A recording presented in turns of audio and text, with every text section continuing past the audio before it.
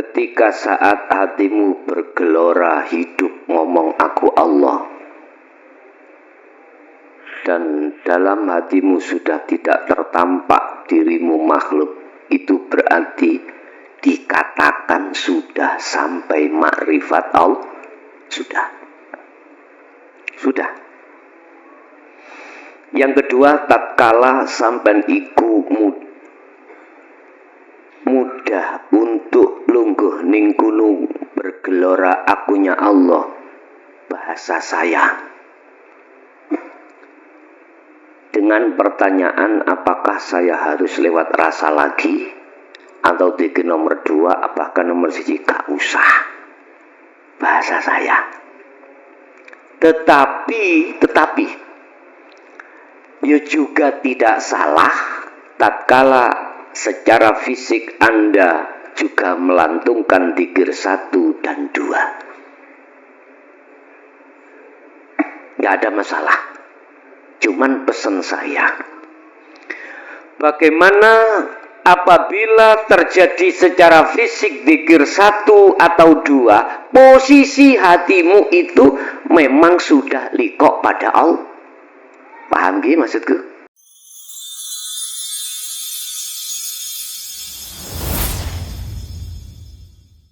Man arafa nafsahu faqad arafa robbahu. Barang siapa yang mengenal dirinya, maka akan mengenal Tuhannya. Assalamualaikum warahmatullahi wabarakatuh.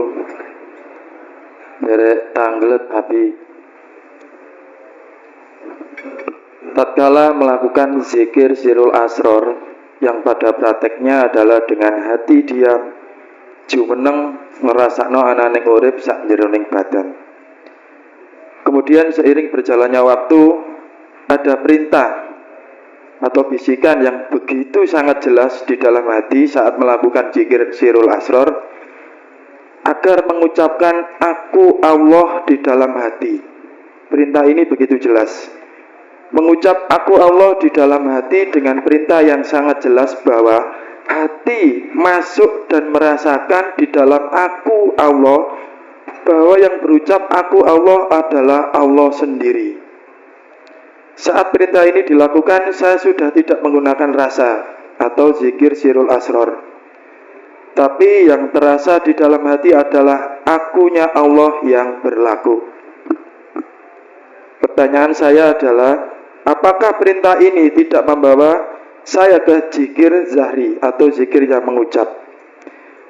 Yang kedua, apakah harus menggunakan zikir rasa atau sirul asror untuk sampai kepada Allah?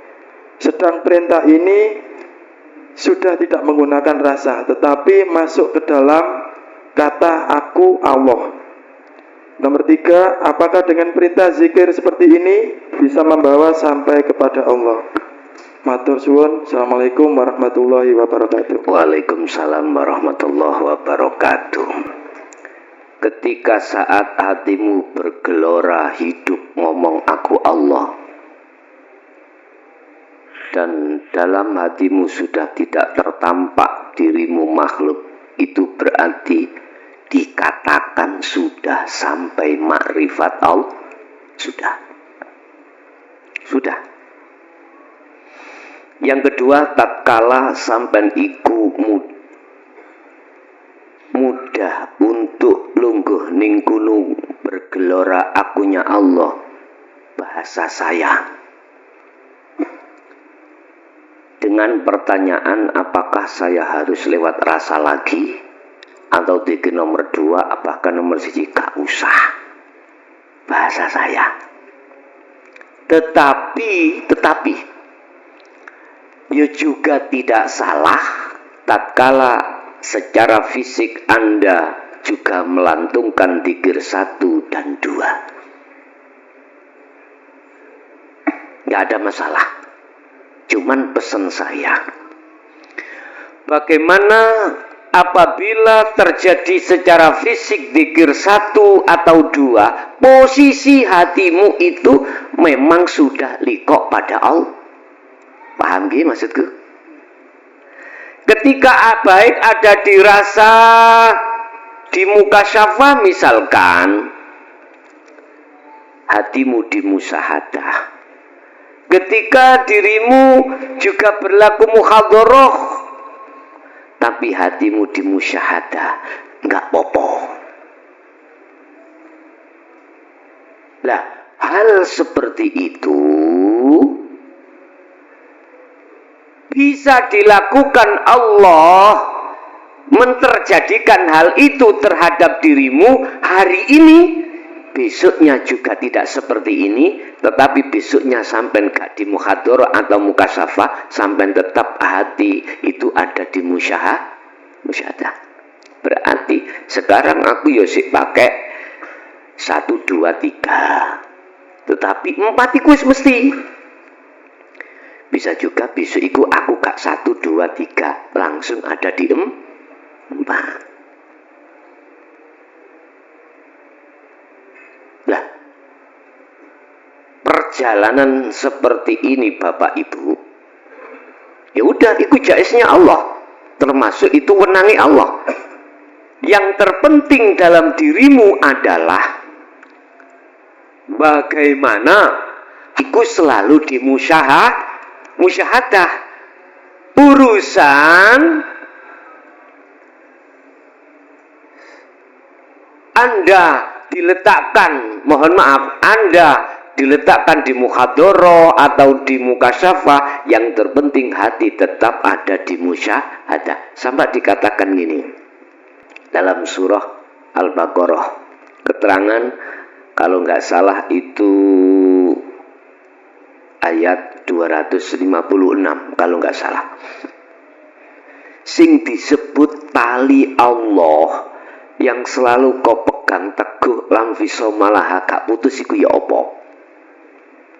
Itu tadi, hatimu selalu yakfur bitaghut wa yu'min billah. Hati bisa merealisasikan perilaku yakfur bitaghut, dikatakan yakfur bitaghut wa yu'min billah itu tatkala hati itu ada di musyahadah. Paham nggih? Nek sing anyar-anyaran pemula iki yo kudu harus mlaku ndugi loro telu. Iku kanggo meres ana gunung memangi. Secara otomatis itulah nanti yang ketiga akan menjadikan hatimu enjoy. Wis. Enjoy. Hatimu kalau sudah dimusyahadah pasti enjoy. Urusan hatimu dimusyahadah langsung ainul basirah sehingga satu paket dengan zikir yang nomor 4, ataukah Allah mengenjaukan hatimu dimusyahadah iku dilakokno maneh lewat proses 2 rasa itu atau gimana, wis manut ae. Paham ya? Niku wonten mriku mengke niki nek wis ketata zikiri memang begitu. Tapi nek bagi pemula-pemula niki yo harus tak paksa loro nang telu iku kudu kok latih terus, ngoten. Harus ini dipaksa ono gunung. Ada yang tanya, kalau dhisik pun beat, saiki ikut beat mboten? Gak usah ya gak apa-apa. Makanya beat iku khusus bagi yang belum pernah melakukan beat, ngeten dah. Nggih. Ada lagi? Monggo. Assalamualaikum warahmatullahi wabarakatuh. Waalaikumsalam warahmatullahi wabarakatuh. Tema hari ini yaitu salah satunya kalamullah.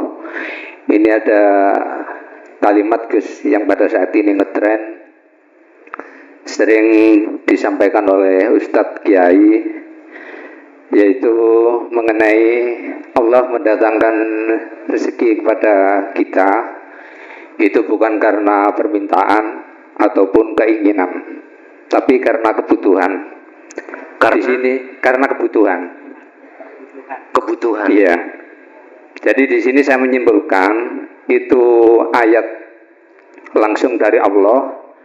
Apakah hanya kata-kata bijak untuk menenangkan hati para umat seperti kita-kita ini? Demikian Gus pertanyaan saya. Assalamualaikum warahmatullahi wabarakatuh. Waalaikumsalam warahmatullahi wabarakatuh. Semua apa yang datang dari Allah terhadap hambanya. Secara syariat itu memang harus ada proses. Sebab dalam syariat itu ada istilah sebab musabab. Tekani perkara terhadap diriku itu karena aku membutuhkan. Tetapi ada proses. Bahasa syariat mengatakan sebab musabab. Contoh, iki contoh. Aku iku butuh duit. Katakanlah untuk nyapo ngono. Lah sementara dalam bahasa syariat saya belum punya. Umpama. Jadi bener, iku kata-kata bijak mau.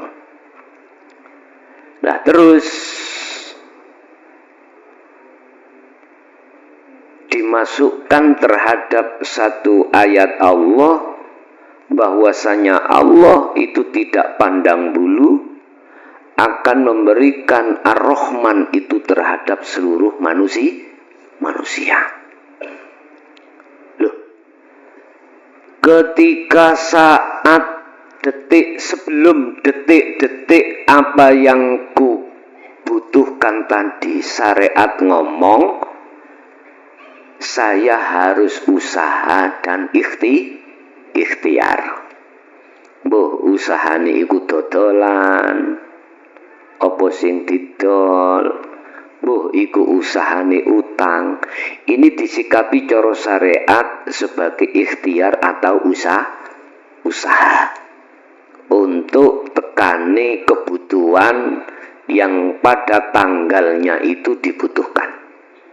Makanya bahasa syariat mengatakan wajib dirimu itu ikhtiar atau usaha. Oke.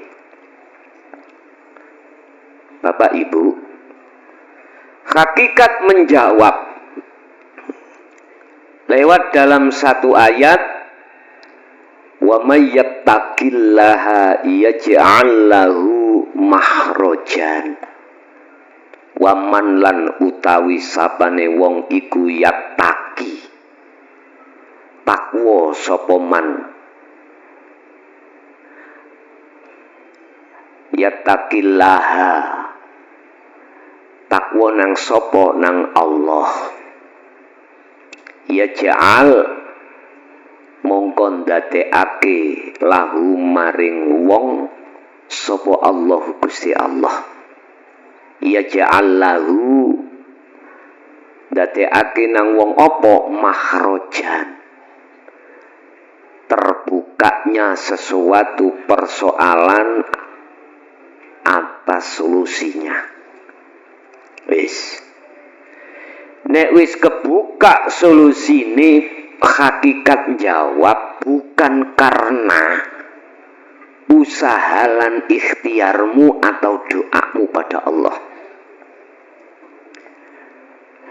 Allah aweh apa sing kok butuhno iku, hakikat jawab tidak ada hubungan sama sekali atas ikhtiar dan doamu.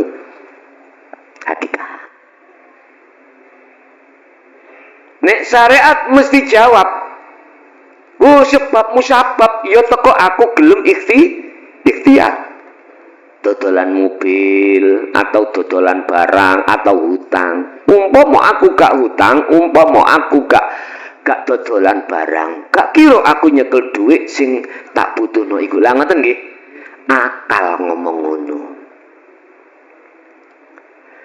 Nanging persoalane yang menjadi pertanyaan adalah ketika proses doa, proses ikhtiar iku, bisa enggak hatimu duduk ditajali? Kalau tidak, akal mesti menang, syariatmu kok deleng ngarep. Yo iki cara awakmu ngakali Gusti Allah. Coba kuwi ikhtiar ning gone Allah bisa? iso. Ikhtiarane rupa kuwi utang kuwi gak dibudalke utang apa iso? Gak iso. Makanya perlu wong iku mengetahui hakikate hamba iku ya apa sih. Wong Jawa njawab ya kuwi kaya wayang. Meneng jegideg. Mau udah itu. Makanya apa sifat wajib Allah iku dadi lawane sifatnya menungso atau makhluk. Ada di situ. Makhrojan, Allah akan membuka pintu solusi apa yang kau butuhkan. Bahasa makrifate.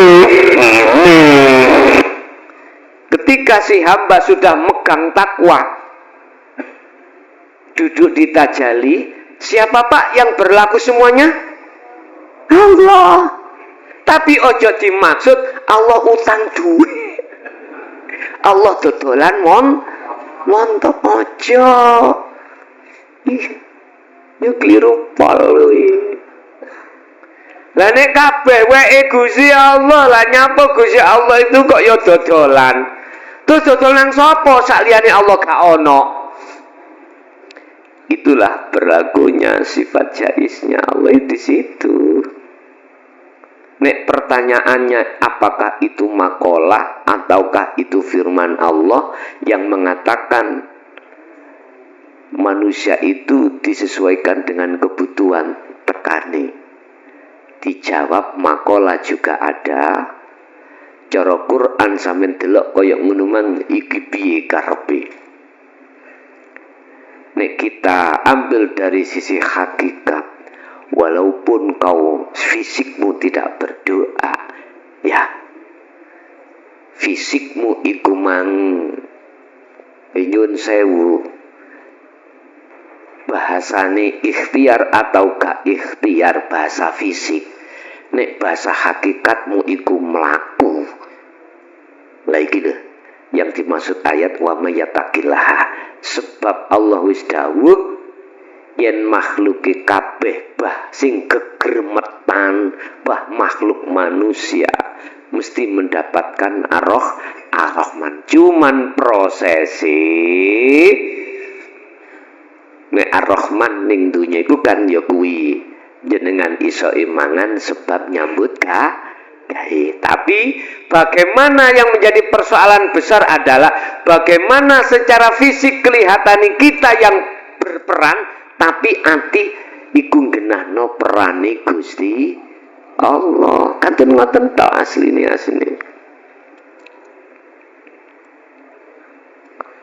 Jane nggih ya pas punan nek kabeh iku ya sangka rahmane Allah, sehingga apa yang dibutuhkan manusia itu datang sesuai dengan apa kebutuhannya. Memang cuman yang terpenting bagaimana kita menempatkan hati dengan etika pada Allah. Bahasa konkretnya, lakukanlah akhlak ilahiyah. Titik. Ada lagi. Assalamualaikum warahmatullahi wabarakatuh. Waalaikumsalam warahmatullahi wabarakatuh. Gus, dulur kabeh kak nyanyi wis. Aku nek nyanyi. Roken lah. Ngeroker ta iki? Tabuta. Yang saya mau tanya, hampir saya rasa dari bahasa hati atau talak 3 atau talak dari 1, 2, 3 yang pernah dibahas wis kakakean cocot wis ngono iku ya dudu aku, ngono iku ya sifat wajib Allah, apa niku pun sah ngoten. Soalnya dilihat dari kata-kata Gus, saya juga dong sangat ekstrim tadi, ini pertanyaannya juga ekstrim. Yang kedua tentang bahasa Supakir sing gawe tumbal nok tanah Jawa, sing turine ndekek watu ireng nok nggane ndukure Gunung Tidar. Iki saya mau tanya secara syariat bagaimana, mungkin kalau hakikat berhadapan dengan sabda palon mungkin bisa dimaknai dari jero niki, jadi antara perang melawan nafsu itu mungkin atau gimana. Itu 2, 3 tentang Mbak Yai Parseso. Ini mungkin kisah tentang syariat ya Gus ya. Kalau sejarah Yai Parseso itu melihat ceritanya ribuan muridnya itu sudah terbang. Dari hati ini kalau terbang itu berarti sudah ma'rifatullah. Masa dengan adanya iblis yang isok sujud 2 hari 2 malam itu Yai Parseso terlena terus katut, akhirnya melakukan apa yang diperintah iblis, terpenjara, didatangi iblis nek kon kepingin metu toko penjara sembana api. Sedangkan Yai Parseso ini mutlak sudah ma'rifatullah. Bah nyembah api, bah nyembah patung, bah nyembah dasmu, podo ae tetep ya ketemu ning Gusti Allah. Ngaten sekian dari saya, mohon diceritakan baik syariat maupun hakikatnya. Assalamualaikum warahmatullahi wabarakatuh. Waalaikumsalam warahmatullahi wabarakatuh. Ketika terjadi talak 1 sampai 2 sampai 3 yang syariat mengatakan itu tidak boleh kembali dengan syarat harus dinikahi orang lain. Terus ada hukum hakikat bantah ini. Wah, aku sudah tidak melihat makhluknya karena talak itu berlaku pada makhluk. Semuanya itu Allah dalam kondisi musyahadah. Terus bagaimana itu? Nah, ini perlu dan penting.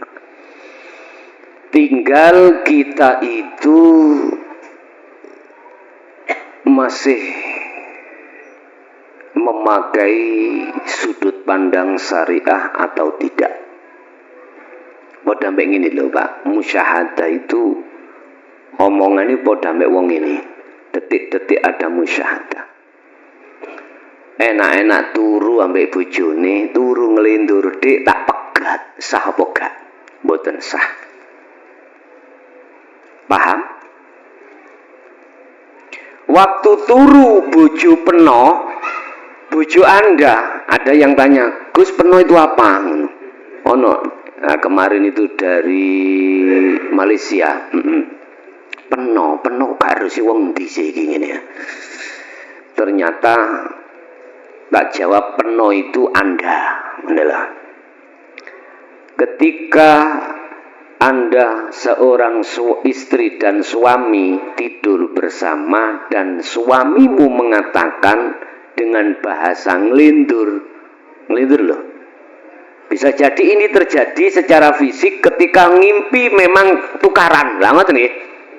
Terus ngucap si suami, "Dek, tak pegat awakmu." Ya dirungokno ambek si istri. Sah apa ndak? Tidak sah. Karena posisi dia di dalam bigoiri aklin. Wis gak berakal. Tidak sah ini. Didudukno. Mereka jenengan dalam keadaan tidak sadar. Hukum syariat itu tidak bisa menyentuh terhadap seseorang yang bighairi aklin. Ojo maneh ngono, salat gak wajib kok syariat iki bagi mereka yang gila. Lah ngoten nggih. Iki syariat mengatakan cuman maksudnya piye? Lho ngono iku. Hati Bapak Ibu, mohon maaf.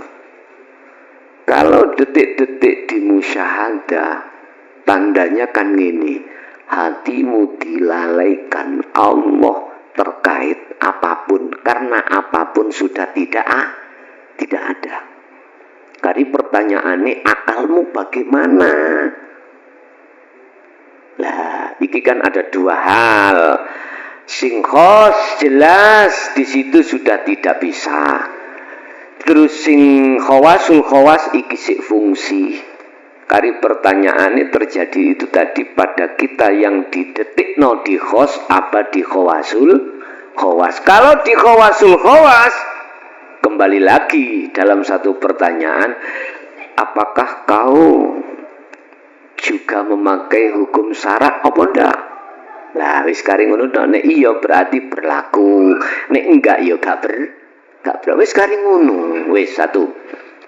Nomor 2 terkait sejarah Syekh Subakir di pulau di tanah Jawa itu ditanduri utawa di apa nek ngarani iku ditumbali nang gunung Tidar iku ana hubungane ambek Sabdo Palon ngono ya ngeten Pak iku sebetulnya hatimu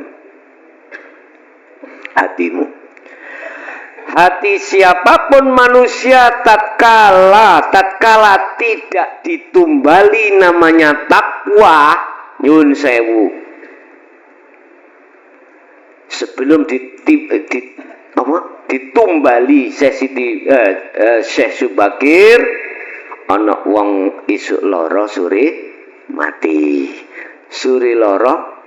isuk mati arane apa iku jenenge pakabluk ya nek cara hakikat nyun sewu ketika hati sakit yo bersamaan dengan hati mati wong hatimu gak iso nang Allah otomatis hatimu bergantung terhadap selain Allah posisi hati yang seperti inilah yang disebut hati mati.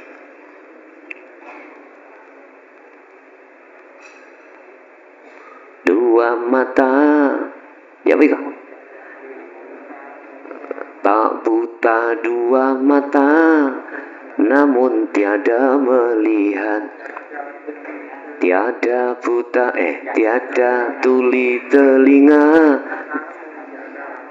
namun tiada mendengar yang buta nah subhanallah itu jadi nggak usah nunggu sore nggak usah nunggu esok ya mati ya di situ jadi piye siapapun hati yang tidak ada takwa pada Allah pasti selalu mati wis iku yang disebut syariate siapa Syekh Subakir oke. Untuk cerita Kiai Barseso iki muka syafai jos lah nggih estu mengikuti iku ribuan santrine niki ribuan sabdo larangan yo muncul ada sabdo larangan sampai nek pingin sabdo larangan amalno nanggone tentang sifat hidup iku zat sifat asma af'al iku iso muncul sabdo larangan artine sabdo larangan kuwi ngomong iku mesti cocok ambek kok omong ana tamu teko mene matek kamu sebabnya untukmu lara ya matek tenan wis wong ini gak ana dideki Pak nggih nek dideki wah mikir-mikir iki nek kemana di sabdo larangan. Tidak hanya itu, beliau itu Toyul Ardi ku iso ngelempit bumi. Apa hakikate Toyul Ardi? Ada pembahasannya juga. Sampai gini nang Jakarta, sajangka. Kiai Barseso diceritakan iku bisa sholat di atas air. Jadi sih nggak masuk akal. Itu bisa dilakukan. Bapak Ibu tak kandani. Ini masih sebatas karomah. Lunggui di dalam makom muka syafah pun. Apabila itu dikatakan waliullah kekasih Allah Dilihat keterangannya di dalam Al-Quran. Ala inna awliya, sesungguhnya yang dikatakan kekasih Allah cirinya la khaufun alaihim walahum yahzanun. Tidak ada satupun ayat yang menyatakan ciri kekasih Allah iku isok mlaku ndukur banyu badan.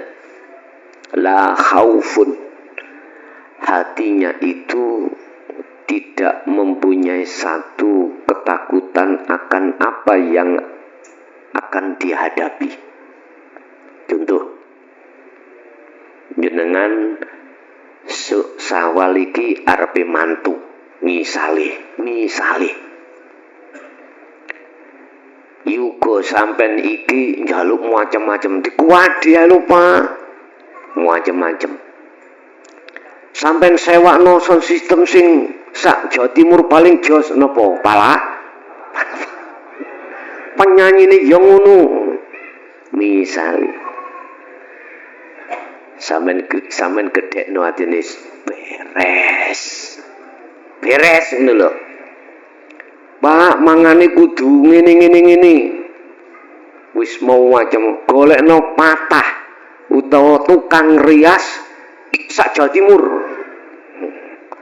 Digolekno ana mbuh patah sing apik sak Jawa Timur iku tingkatane apa? Itu membutuhkan uang banyak ya. Ketika sampean sedikit pun tidak megang, hati sampean itu tidak ada rasa takut besok itu ada atau tidak ada. Itu ada dua hal nanti. Secara fisik memang terjadi ada, bisa jadi terjadi tidak ada. Andai kata terjadi tidak ada, hatinya juga tidak kesro, hatinya juga tidak takut. Anakku sesuk iki nyambut kaya apa sih rek iki? Jare kanca-kanca sekolah ning kono, nang nggone negeri ngene. Engko dadi mahasiswa, ngene engko aline kedokteran ngene, mau macam. Wong tua mikir bondo ono. Yang dikatakan kekasih Allah adalah apapun bentuk perjalanan anak itu dalam sekolah atau mondok wis gak mikir bah wisuk iku kaya apa dadimu. Semua hanya Allah yang berperan. Ya udah. Jadi gak ono rasa takut sesuk iku anake mangan apa, anake masa depane apa. Mboten. Tidak ada rasa takut wala khaufun walahum yahzanun, tidak ada rasa khawatir. Kaya apa? Bapak Ibu, ati gak muncul rasa wedi utawa rasa khawatir dengan sesuatu apapun, ini bisa terjadi dalam hatimu tatkala hatimu itu betul-betul sudah mapak dateng Gusti. Pun titik menika. Wis. Jadi definisi ciri kekasih Allah di situ. Tidak pernah menyebutkan dia itu adalah ahli kasyaf. Nah, nek terjadi ahli kasyaf, iku bonus. Cuman asli nih ya, asli ndak tutune sampai. Nek umpama dikon milih, moh, kok iso milih ya? Moh, aku gak tulinan di gunung. Iki nek umpama iso milih, tapi nek iku mang wis bonus sing sangka Allah dari Allah, nggak bisa menolak. Nggak bisa menolak. Terus bagaimana Yai Barseso? Dalam kitab itu hanya berbicara tuh kok kitab apa mbok kitab Jari, Fathul Jari apa ya. Itu menyebutkan beliau itu pengikuti Auqeh, dia itu mukasyafah, sakti. Suatu saat diparani iblis. Sebab dheweke gak iso sembayang nok ndukuri godhong. Dianggo mon. bar sesuk iki gumun. Aku iso sembayang iku nang ndukure banyu. Iku kok ana sing luwih sakti maneh. Ana ndukure godhong. Akhire komunikasi iblis ngomong, kuwi pengen iso kaya ngene dadi ya muridku. Tapi dadi muridku ana syarate. Iki bahasa syariat cerita. Apa? Ya tinggalne atimu iku sakliyane Allah. Lah, iki Bapak Ibu nek diterjemahno cara hakikat iku ngene. Nyun sewu, iki sampeyan cek gak kepleset. Cara maksude lho ngene. Ketika hatimu sudah bisa sampai pada Allah lewat rasa, ojo pisan-pisan. Apa ojo pisan-pisan itu? Jangan sekali-kali kau terpengaruh dengan indahnya isi duniawiyah. Ingat, ad-dunya mataul gurur fata morgana iku. Iku asinan aku.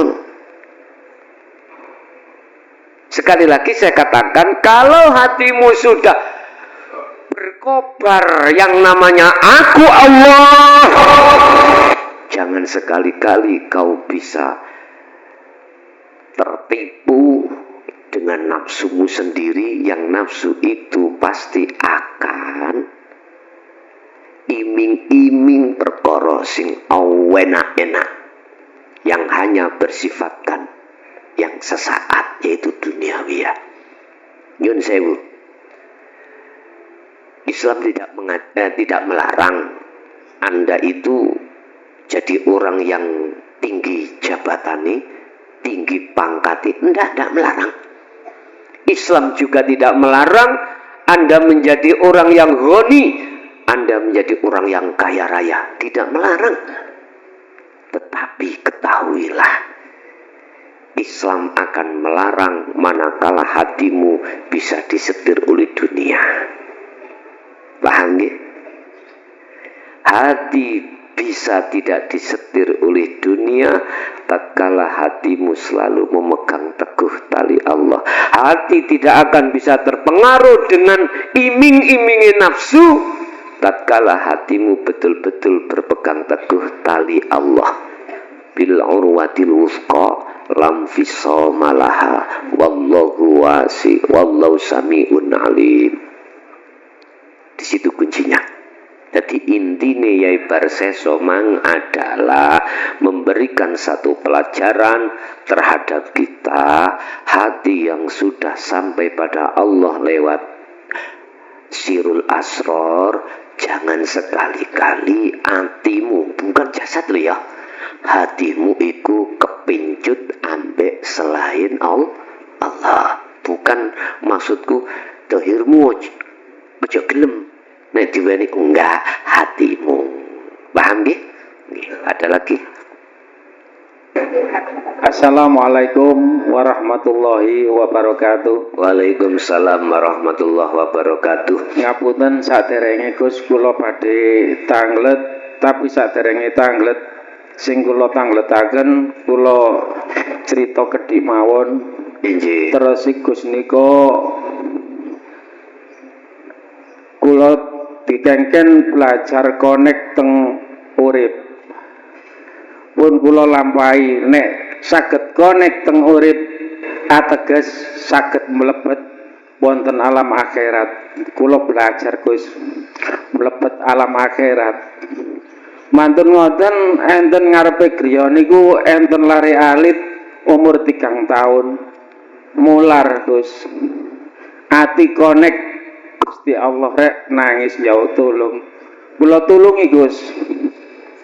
Mantun ngoten tiang sepahe niku ngelungaken lari niku. Pas kula gendong lari niku meneng. Mantun ngoten niku tangga niku enten sekawan.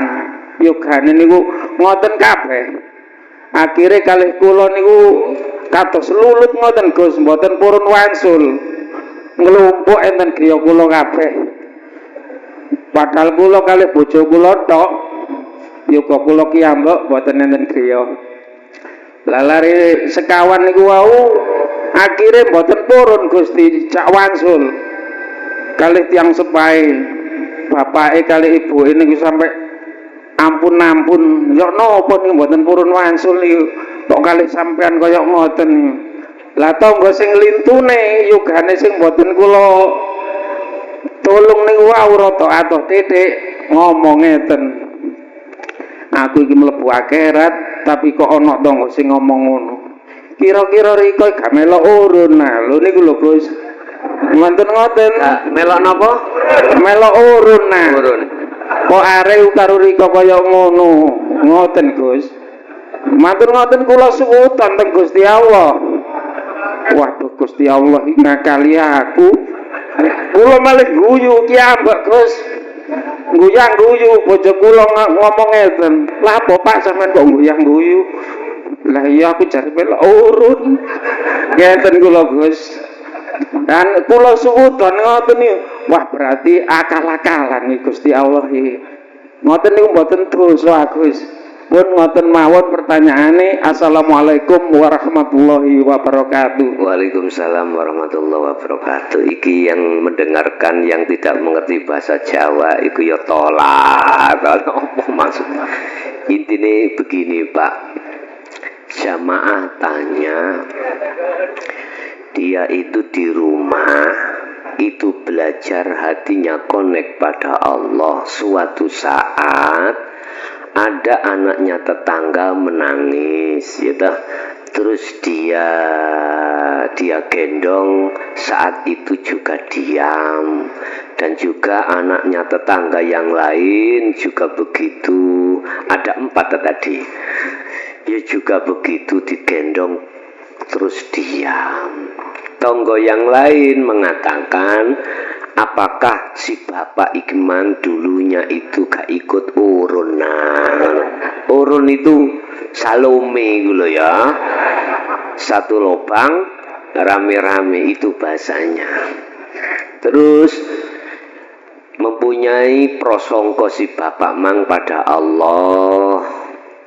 Prasangka nih kok ana tangga ngene-ngene dan sebagainya. Pertanyaannya, apakah itu enggak dosa? Lah wis. Cek mboten bingung Pak ya sing ana njaba.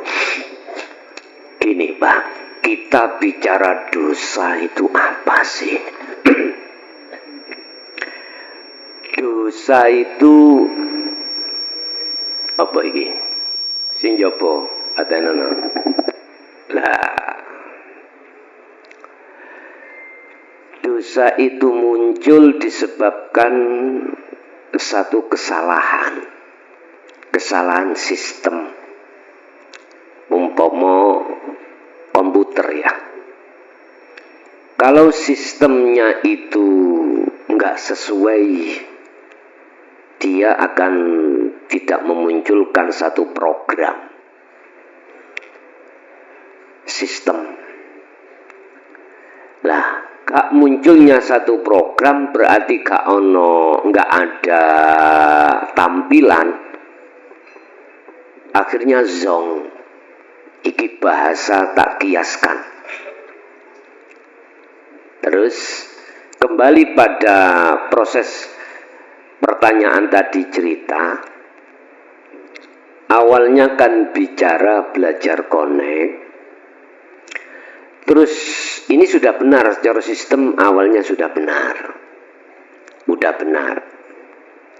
Dikatakan benar antara sistem dengan program itu sudah tidak ada bedanya. Yang ada di tampilan layar. Jadi tampilan layar itu adalah wujud dari satu sistem. Lah, tampilan layar iki apa? Sama sesuai dengan sistemnya atau enggak? Kalau sama, maka sudah tidak ada bedanya antara sistem yang memunculkan program dengan wujudnya layar. Lah, dari cerita tadi, ketika saat terjadi prasangka awon utawa suudon nang Gusti Allah lewat tetangga iku mau. Pertanyaannya, apakah ada 2 atau 3 apa ndak? Ataukah justru keadaan hatimu di ahad apa enggak? Walaupun ada prasangka enggak enak terhadap Gusti Allah man. Jadi sistem aslinya kan ahad, banget nggih. Nah, keahatan itu punya program yang ditampilkan terhadap layar, yaitu bukti wujud secara fisik. Kalau programnya itu tidak sesuai dengan sistemnya kan ahad. Dalam program harus ahad, wujudnya di layar itu harus ahad juga, maka tidak terjadi dosa. Tapi kalau itu di dalam hati tidak sesuai program dengan sistem, maka itulah disebut dosa. Wujudnya apa? Ada 2. Mestinya antara sistem dengan program dan buktinya program yang tampil di layar itu tidak ada yang berbeda. Ketika hati sudah connect pada Allah, di dalam ahadnya, dan program itu berjalan, walaupun itu tadi ada 1, ada 4 anak, ada tetangga yang bilang, hati tetap programnya di ahad. Hati tetap programnya di ahad. Tak kala program atau dalam hati itu kok yo ada 2, disitulah asal muasal disebut dosa. Dosa itu kesalahan. Bentuk kesalahan hati ada selain Allah itu disebut dosa. Di dalam dosa itu ada akibat. Apa? Hati gak nyaman. Sehingga ketika saat ada tetangga mengatakan bahwasanya gak urun naiku. Langen ta? Pertanyaannya, sekarang di dalam hati sampean itu nyawang soponi. Nek masih tetap di ahad, maka tidak dosa. Karena sama antara program dengan sistem sama. Tapi kok hati sampean iku mau kok dengare dari suara tetangga, hati tidak connect nang Allah, berarti antara sistem dengan program ini sudah ngelambiar. Itulah munculnya satu dosa. Jadi intine Pak, nek hati sampean iku tetap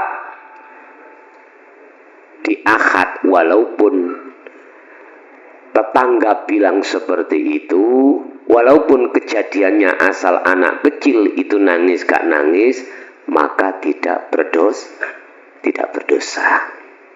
Asale Allah hidup, innalillahi, tetap berangkat ya nang hidup. Nggih. Ada lagi. Assalamualaikum warahmatullahi wabarakatuh. Waalaikumsalam warahmatullahi wabarakatuh. Saya bertanya Gus, pada waktu roh berada di depan pintu masuk ke surga Firdaus, bertemu dengan seorang laki-laki sedang bicara dengan malaikat penjaga pintu tersebut. Setelah bicara, orang itu menaiki tangga ke surga Firdaus. Lalu saya bertanya kepada malaikat itu, siapakah sebenarnya orang itu?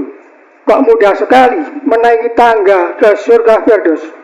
Malaikat itu menjawab, yo iku Nabi Isa. Oh lah, Nabi Isa mesti ae. Saya begitu Gus. Berarti malaikat itu bisa cara Jawa Gus. Iya, nggih. Yang saya tanyakan ialah, Apa benar orang tersebut adalah Nabi Isa alaihi wasallam atau rohnya Nabi Isa? Gitu ya. Rasanya. Assalamualaikum warahmatullahi wabarakatuh. Waalaikumsalam warahmatullahi wabarakatuh. Allah telah mengkisahkan sejarah Nabi Isa ketika saat dia diangkat ke surga dan ketika saat dia nanti diturunkan ke dunia. Di kuning surat Maidah Pak menawi loh kalau nggak salah tuh komengkisan Patrusia. Di sini ini sing disalib, yang disalib itu bukan Nabi Isa. Iki secara versi Quran loh ya. Tetapi orang lain yang diserupakan Allah wajah Nabi Isa. Namanya siapa? Di situ ada. Nabi Isa kemana? Nabi Isa diangkat Allah ke surga, baik roh lan jasadnya. Ini Bapak Ibu, proses perjalanan hatimu suluk menuju wusul. Sebab tatkala hatimu campur dengan dunia pasti dibunuh oleh nafsu-nafsu itu. Itu pasti. Nafsu tidak akan pernah ridho dan berhenti apalagi mengenal putus asa, tidak, untuk membunuh hatimu. Terus dengan cara apapun. Tidak hanya lewat jalan maksiat, syariat, lewat jalan taat secara syariat pun nafsu akan masuk pada dirimu. Kamu diangkat.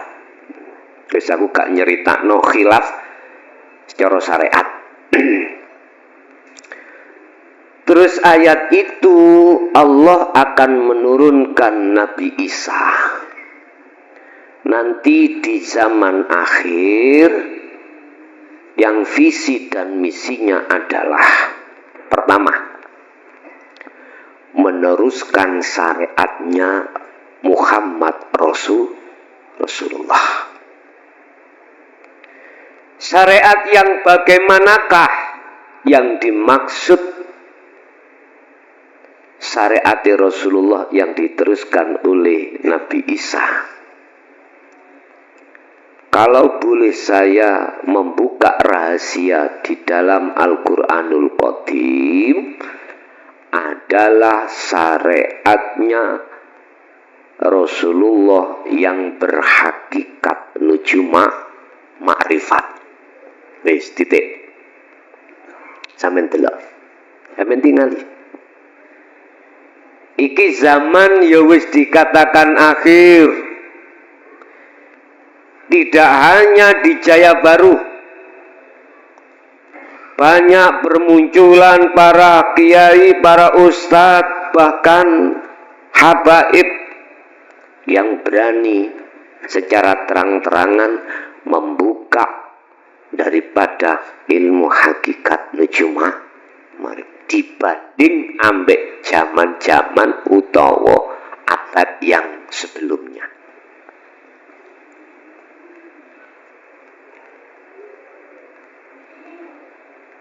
Pertama adalah meneruskan ajaran Rasulullah,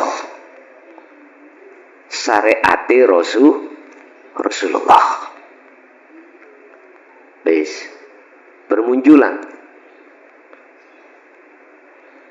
baik nang YouTube maupun nang majelis taklim, banyak yang berani sudah sampai tingkatan musyahadah pun dibahas kanthi terang-terangan. Satu. Dua, Nabi Isa itu turun, tanda-tandanya dia akan membebaskan pajak. Maksudnya bebasno pajak iki apa? Ojo ditelok teko syariat. Kalau dilihat dari syariat, masyarakat ini tiap tahun kan disuruh bayar pajak. Pajak tanah, bangunan, bahkan Anda ke WC pun dipajak. Tanang ponten itu metu teko ponten buang air glutik 2000 lha pajak ta.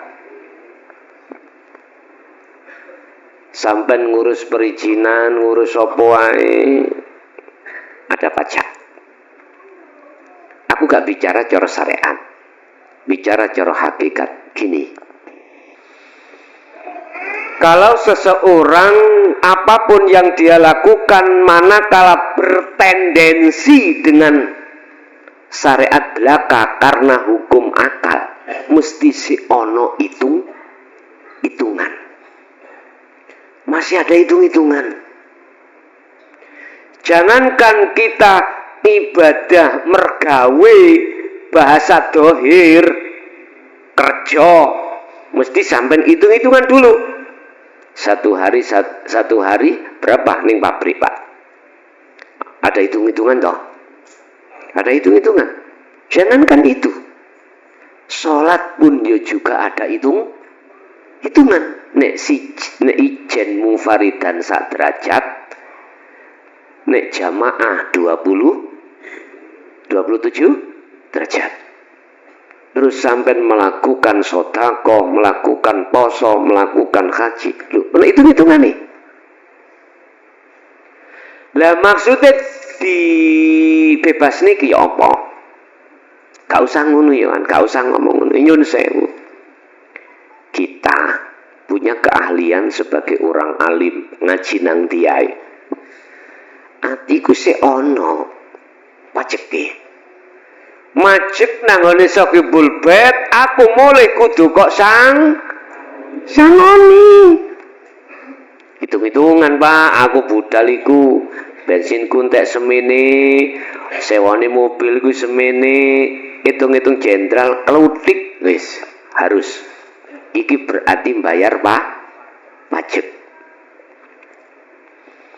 Siapakah di antara Anda, hati Anda maksudnya, yang ketika saat berlaku apapun baik yang dikatakan secara syariat iku mangibadah atau di luar ngibadah, iku hatinya sudah menetapkan yang berperan hanya Allah, iku tetanda berarti Nabi Isa sudah turun di hatimu.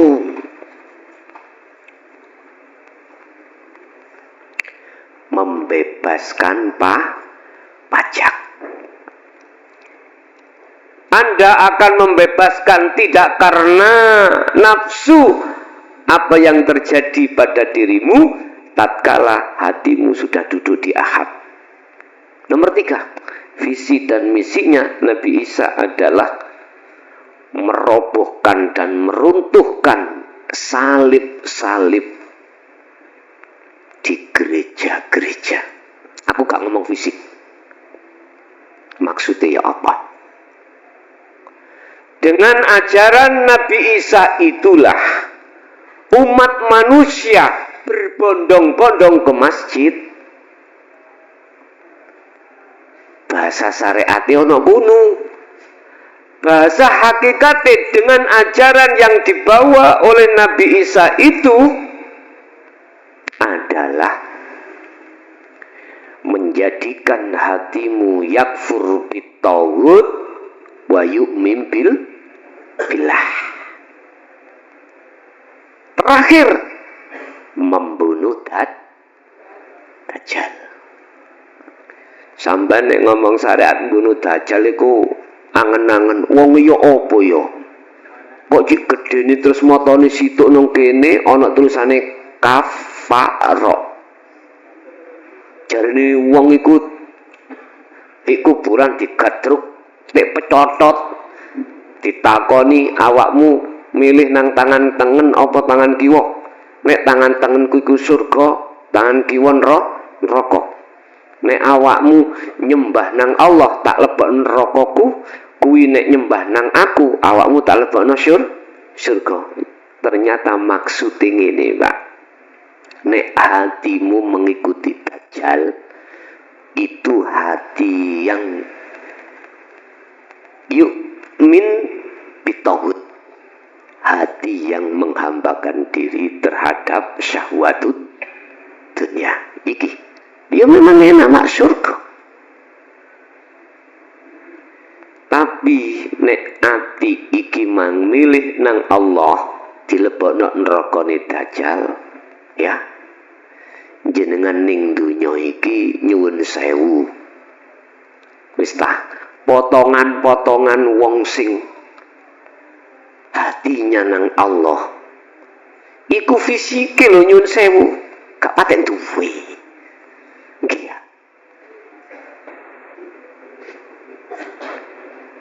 Tidak menikmati ni apa jenenge kebiarin tuh dunya disawang kaya biasa padahal sing akeh kere.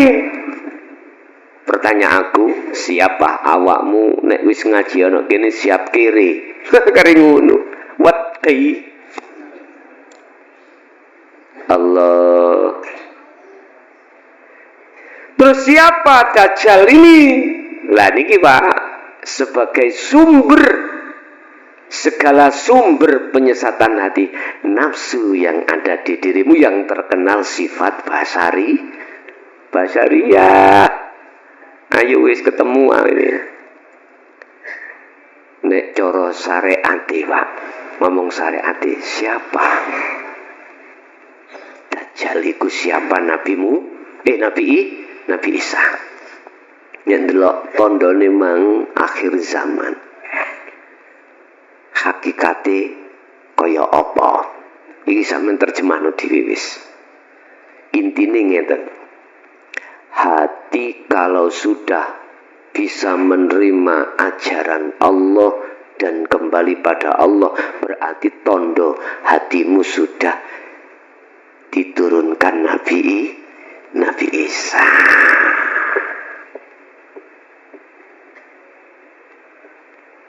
Walaupun bahasa syariat ditolak, keterangan saya aku ridho. Karena apa? Karena ada sudut pandang kacamata syariat. Dia selalu menggembor-gemborkan ajaran Allah. Dimanapun dia berpijak, dia selalu menuntun hati umat untuk berlaku hatinya menuju pada Allah. Lah, nek ditakoki siapakah yang naik lewat tangga dengan mudah itu, malaikat jawab niku Nabi Isa. Siapakah yang mudah hatinya nuju nang Allah? Bahasane itu Nabi Musa. Hatimulah yang sudah bagus menyang Gusti Allah. Jelas nggih? Nih, ya. Wonten melih ada lagi? Assalamualaikum warahmatullahi wabarakatuh. Waalaikumsalam warahmatullahi wabarakatuh. Amit saya Gus. Nggih. Ade Tanglet. Saya kirim doa kepada orang tua Gus, tapi mertua itu agama lain Islam Gus, Nasrani Gus, Kristen. Waktu itu Bapak Mutin yang di kampung saya itu saya mintai untuk mendoakan orang mertua saya Gus, tapi katanya tidak bisa diterima kepada Allah. Apakah benar Gus? Bentar. Sedone tiang sepah sampean itu masih membawa agama Nasrani? Nggih. Oh, ngaten nggih. Apakah keterangan ini bisa diterima Gus, Mas? Gitu nggih? Nggih. Assalamualaikum warahmatullahi wabarakatuh. Waalaikumsalam warahmatullahi wabarakatuh. Ini juga terjadi pada Nabi Ibrahim. Ini juga terjadi pada Nabi Muhammad.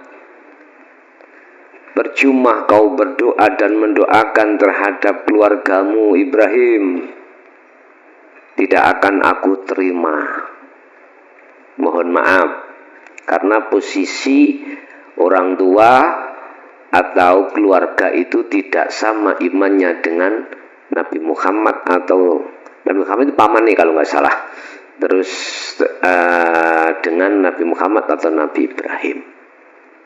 Syariat saya tidak menyalahkan. Syariat itu sing didelok kan fisik Pak ya, fisik. Padahal manusia unsurnya ada dua, tidak hanya jasad juga ruh, tidak hanya syariat juga hakikat. Kalau saya menjawab dari sisi syariat, betul, tidak diterima. Oke. Kalau saya menjawab dari sisi hakikat, entar dulu. Gusti Allah punya sifat jais. Kita tidak tahu. Orang tua sampean iku memang secara fisik itu beragama Nasrani. Kita tidak tahu. Hatinya itu sudah sampai pada hidup atau mereka mengatakan Allah, kita juga tidak tahu. Allah itu lah bahasa sih Pak, ceceluk toh. Kalau Islam Allah, kalau Nasrani Allah. Cuman bahasa Tuhan bagi dia itu yang bagaimana? Intinya, apakah hatinya orang tua sampean iku sudah bisa ke ahad atau enggak? Kita kan tidak tahu. Jawaban saya, tatkala hatinya itu sudah di ahad, walaupun kau doakan, itu sudah sampai pada Allah dengan sendirinya. Ibarat wong nek wong gak wuto masih ora kok tuntun, ya wis iso mlaku dengan benar. Jelas? Paham nggih? Ibaratnya seperti itu. Hakikat itu tidak melihat bendera dohir. Hakikat itu hanya memprediksi bicara ruh hati. Pertanyaannya, apakah orang tua sampean itu bahasa Islam apakah sudah diakad? Sudah, hatinya sudah tidak buta lagi sama Tuhan? Kalau tidak, gak usah kau kirimi. Kono iku wis luwe-luwe. Mestine sing dikirimi ku sing ana dunya. Kirimi apa? Kirimi pelajaran. Ojo ngono terus awakmu kok bakal rugi. Hakikat mengatakan tidak membedakan apakah jasadmu itu beragama Islam atau Nasrani atau Hindu atau Buddha atau yang lainnya, enggak. Hakikat itu berbicara bagaimana keadaan hatimu. Innallaha la yanduru ila suwarikum wa amwalikum walakinnallaha yanduru fi qulubikum. Allah tidak melihat fisik zahirmu itu kayak apa, tapi Allah melihat hatimu itu bagaimana. Nyun sewu, misale ana wong melek dituntun wong wuta, ngono niku keliru apa salah? Sekali lagi, ada orang yang tidak buta, melek, iku yang nuntun itu orang buta, iku keliru apa salah?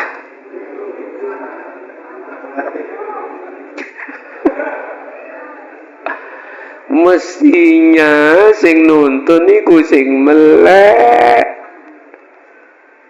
Iki tak bahasa logikane iku cek gampang ngono lho Pak, maksud kula. Wis, saiki ngene. Cara syariat sampean kirim donga nang wong tuwa kuwi. Terus posisi hatimu ana ning Nurul Iman. Wong tuwamu ana Nurul Iman. Wong wuta dituntun wong bijak, ngono iku tutuk nggon apa ora? Mesti gelut. Gak kadik gak mesti tukaran. Tapi nek sampean duduk ning hakul iman, wong tuamu ana nurul iman, ya iki nisbate orang buta dituntun orang, bahasa Indonesianya malah iku apa? Melihat pasti akan sampai. Jelas Pak nggih? Aku gak menyalahkan kaidah yang mengatakan iku gak nyampe dikarenakan dia beragama selain agama Islam. Oke, iku ya ono dasare secara syariat dibenarkan. Tapi mohon ayo lihat bagaimana sisi hakikat. Kita lihat bagaimana hakikat itu gak ndelok blegeri dohir. Hakikat itu ndelok artinya bagaimana. Sampeyan eling ana begenggek mlebu swarga gara-gara ngombeni kirik. Ayo, ya apa sih perbuatannya begenggek iku? Ayo, ngalor ngidul ditumpahi wong. Nggih to Pak ya? Makane ana istilah ngene. Primbon Pak iki. Kuwi nek budal mancing nek bojomu miring ngiri, ngiwa, engko awakmu nek nguncalno setik ya ngiwa. Nek awakmu kate budal tetan bojomu nek miring nganan, awakmu kok nguncalno setik iku nganan. Nek bojomu gak miring nganan, gak miring ngiwa, melumah aja budal. Paham maksud kula?